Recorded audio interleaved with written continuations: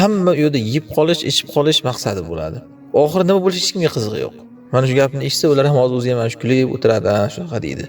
Yotib qolgancha otib qol degandek, yotib qolgancha yeb qolsa bo'ldi. Oxiri nima bo'ladi? Bu davlat o'lib yo'q bo'lib ketadimi? Xalq qashshoq bo'lib, qul bo'lib ketadimi? Ishi yo'q. Mana shu mafkura bu tizimni ildiziga singib ketgan. Zulm qilish kerak, shunda zulm qilgan odam ko'tariladi, pagona oshadi, hisobot topshirish kerak. Shu bilan yuksalanadi, u yuksalsa bo'ldi. Boshqa narsa qayerga kirib ketadi? Qo'bol qilayotganda ularda hech narsaga ishi yo'q. Boshqa narsa qayerga kirib ketadi? Qo'bol qilayotganda ularda hech narsaga ishi yo'q.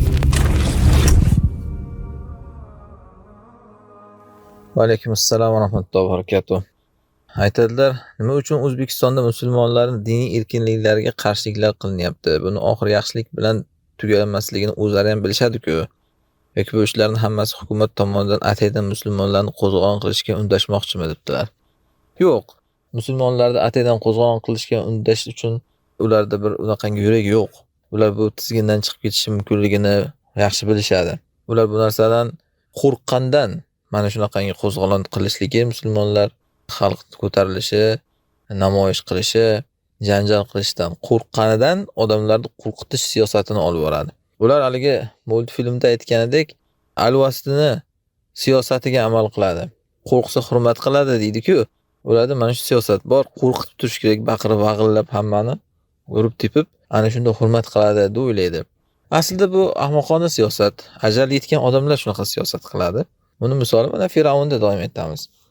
Firavun Musa alayhisalomga zulm qilib yoki Bani Isroilga hech narsaga erishmasligini o'zi ham yaxshi bilgan.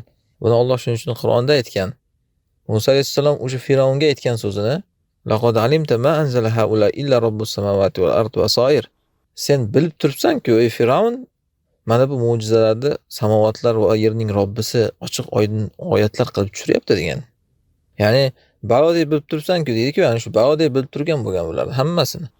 Mana Musa alayhisalom Bani Isroil orqasidan dengizga qo'lab kelganda ham o'sha dengizni yorgan odam, qarang, Allohning izni bilan. Dengizni yopib yuborishi ham mumkinligini o'sha odam bilmaganmi? Bilgan. Lekin ana shu otdan tushsa ham egadan tushmaydi degandek, inson kibr otiga minib olsa, zolim bo'lsa, ana shunaqa bo'ladi. Alloh uni ko'zini ko'r, quloqini kar qilib qo'yadi. Shuning uchun ularni Alloh summun bukmun umyun deydi. Ular kar, soqov, ko'r ular deydi. Bular siyosat hammasi mana shu Firavun siyosatlaridan. Shuning uchun biz o'sha Qur'on qissalarida, aslarda batafsil bu narsalarni gapirib berganmiz. Ya'ni shu zolimlar hammasining siyosati bir xil bo'ladi. Shuning uchun bularda maqsadi, hech qanaqangi maqsadi yo'q ortida. Bu tizim shunaqangi tizimki, zulm tizimi, ya'ni hamma u yerda yeb qolish, ichib qolish maqsadi bo'ladi. Oxiri nima bo'lishi hech kimga qizig'i yo'q. Mana shu gapni eshitsa, ular ham hozir o'zi ham mana shu kulib o'tiradi, shunaqa deydi. Hamma zolimlar shunaqa bo'ladi. U pastdagi mana piramidaning tagidagi eng kichkina toshcha bor-ku. Ana shundan tortib u piramidaning tepasidagi eng uchburchak tepasidagi rombik ana shu g'ishtgacha, ya'ni bu zulm sistemasi demoqchiman-da. Hammasidan shunaqa fikr bor. Yotib qolgancha otib qol degandek, yotib qolgancha yeb qolsa bo'ldi. Oxiri nima bo'ladi? Bu davlat o'lib yo'q bo'lib ketadimi? Xalq qashshoq bo'lib, qul bo'lib ketadimi? Ishi yo'q.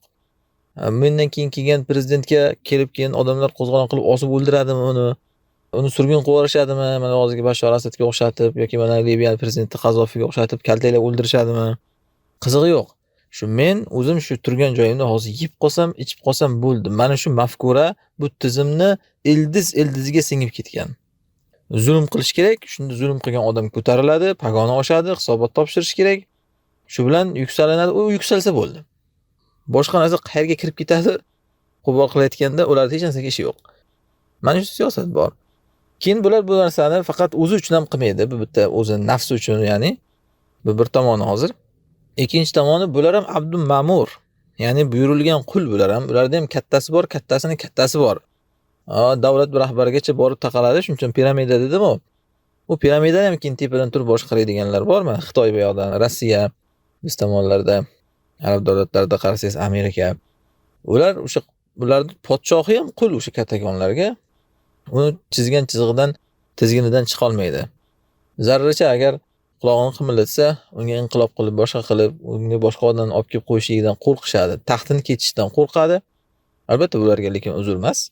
Taxtini evaziga shunaqa oxiratni sotishib odamlarga zulm qilishi Mana shu narsalar uchun bular shu siyosatni olib boryapti demoqchiman, lekin hech qanaqa odamlarni bunday qo'zg'olon qilishga undash, majburlash uchun unaqa qiladigan bir siyosatda ularni unaqangi makkorlik yoki boshqa bir qobiliyati ham yo'q.